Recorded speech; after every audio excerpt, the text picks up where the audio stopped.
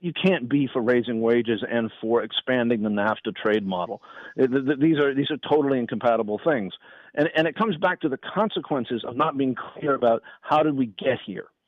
Right? Because trade policy that was designed not to open up markets but to drive down wages, right?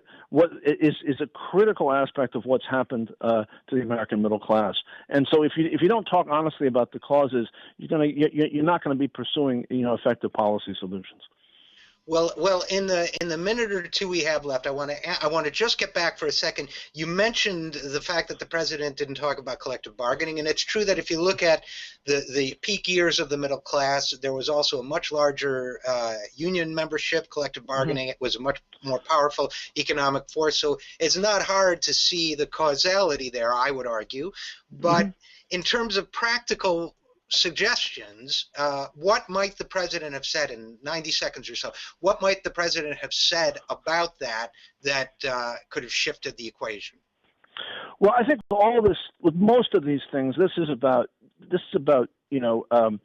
driving a politics, right? The president's got limited power right now with a divided Congress, but he has limited hard power, but he's got big soft power.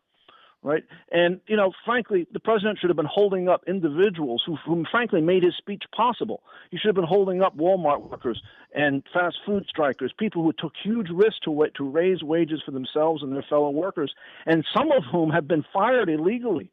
And where charges have been issued by the National Labor Relations Board against their employers. Those are the heroes of the issue the president's trying to raise.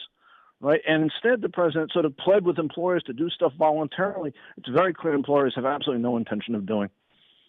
So if you had the opportunity, I know you've met with him before, but if you had the opportunity to say one sentence to the president of the United States about a shift in policy, what would that sentence be? My sentence to the president would be this: Mr. President, you know these things. I'm not telling you anything you don't know. Right. The question is, what you need to do is have the courage to lead.